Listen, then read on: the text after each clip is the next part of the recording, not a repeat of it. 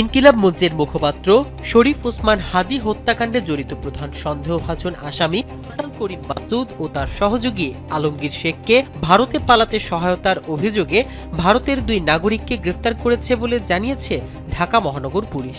রোববার ডিএমপির মিডিয়া সেন্টারে সংবাদ সম্মেলনে অতিরিক্ত কমিশনার এস.এন. নজরুল ইসলাম বলেন, হত্যাকাণ্ডটি ছিল পূর্ব পরিকল্পিত।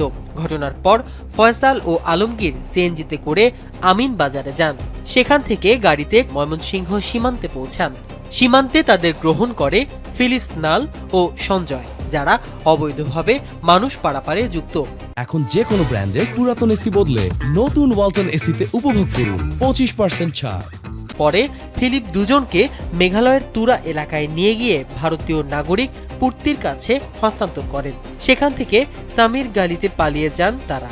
নজরুল ইসলাম বলেন, এই ঘটনায় এখন পর্যন্ত 11 জনকে গ্রেফতার করা হয়েছে। সংবাদ সম্মেলনে উপস্থিত মহানগর গোয়েন্দা পুলিশের অতিরিক্ত কমিশনার শফিকুল ইসলাম সাংবাদিকদের বলেন, এই হত্যাকাণ্ডের নেপথ্যের অনেককেই শনাক্ত করা হয়েছে। তদন্তের স্বার্থে সবার নাম বলা যাচ্ছে না।